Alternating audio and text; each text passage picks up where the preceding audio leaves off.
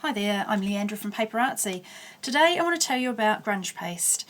This is a texture paste and it's quite different to other products that I've used in the past. It is sort of softer, smoother and almost and a lot runnier probably than other products that you might have tried. It's really probably quite clay-like in its consistency. So I'm just going to show you how you can use it. This is a quick introductory video, and if you want to see more detail then check out some of the other videos on the PaperArtsy channel with grunge paste.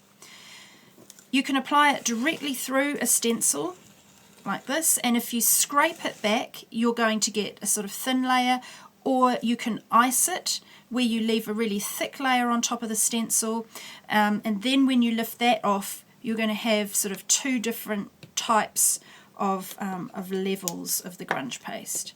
So when you lift it off you can see that you get a really nice sharp detail from that product. It's really good for fine detail, and if there's any little bits that you don't want then you just sort of can easily remove those off. Make sure you always replace your lid quite quickly because it is a very fast drying product. If you leave that on its own in a room it's probably going to take 10 minutes maximum. Obviously if it's thicker it will take longer, but you can use a heat gun and it won't distort when you use a heat gun. Now I'm just going to show you, here's one that I've done earlier, and it's very thin there and much thicker in that area. So with this you could go on to paint it. Here's a sample where I've painted it directly, applied the grunge paste directly onto wood. This is just your standard wood, and then I've come over the top with some paint and lastly used a little bit of treasure gold on there to accent it.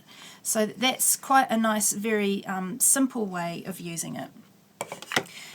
You can also stamp into your grunge paste. So if you apply this directly onto a tag, for example, like I have here, then you want to take your stamp, spritz it a little bit with water and press down into the grunge paste. If you've got too much you will know it will look a bit weird, so you can just smooth it over and try again until you get it right. You actually only need quite a thin layer, but that's a really nice other way of using it.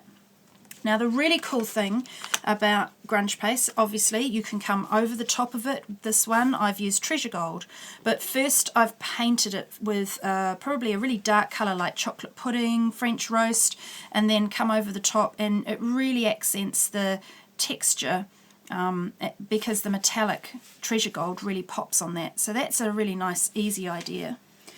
And then the unique thing about grunge paste is you can tint it. So if you mix grunge paste with a little bit of colour, this one is Bora Bora, you can then apply it directly to your surface and get a coloured texture paste. So we've got 60 colours now, means you can have 60 different colours of grunge paste.